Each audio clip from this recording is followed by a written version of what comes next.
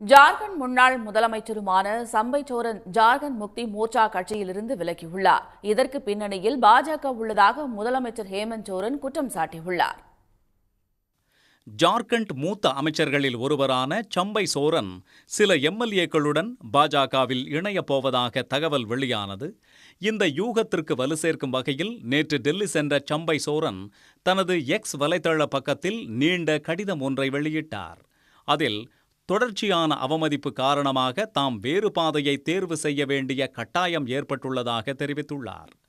தமது வாழ்க்கையில் புதிய பாதை தொடங்க உள்ளதாக கூறியுள்ள சம்பை சோரன், அரசியலில் இருந்து ஓய்வு பெறுதல் அல்லது தனி கட்சி தொடங்குதல் அல்லது இந்த பாதையில் ஒரு கூட்டாளியை கண்டுபிடித்தல் ஆகிய 3 தேர்வுகள் தமக்கு முன்பாக உள்ளதாக தெரிவித்துள்ளார்.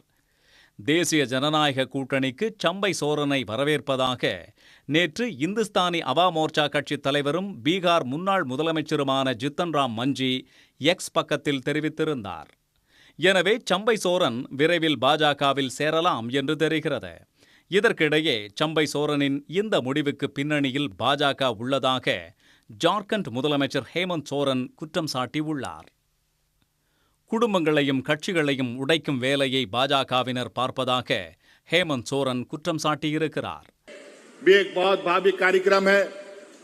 हमारे कुछ विरोधी षड्यंत्रकारी यहाँ का तो छोड़ दो, यहाँ का जो हमारा विरोधी लोग है, जो भाजपा का लोग है, ये लोग तो आए दिन षड्यंत्र रचता रहता है. हिंदू मुस्लिम अगड़ा पिछड़ा, आदिवासी गैर आदिवासी, आदिवासी मुसलमान, यही काम करता है, दूसरा कोई काम नहीं करता है.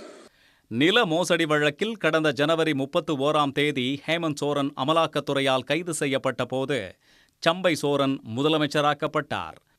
ஜூலையில் ஜாமீனில் வெளியே வந்த ஹேமந்த் சோரனுக்காக சம்பை சோரன் முதலமைச்சர் பதவியை ராஜினாமா செய்தார். பழங்குடி இனத்தைச் சேர்ந்த 67 வயதான சம்பை சோரன் ஜார்க்கண்ட் தனி மாநில போராட்டத்தில் பங்கேற்றவர்.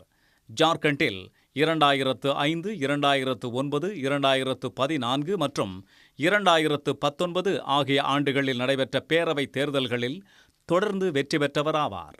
தேர்தல் நெருங்கும் நிலையில் சம்பை சோரனின் விலகல் ஆளுங்கட்சிக்கு நெருக்கடியை ஏற்படுத்தியுள்ளது. உள்ளூர் செய்திகள் முதல் உலக செய்திகள் வரை உங்களைச் சுற்றி நடக்கும் எல்லா செய்திகளையும் நொடிக்கு நொடி அறிந்து கொள்ள சன் நியூஸ் வாட்ஸ்அப் சேனலை ஃபாலோ செய்யுங்கள். QR கோடை ஸ்கேன் செய்து சன் நியூஸோடு இணைந்திருங்கள்.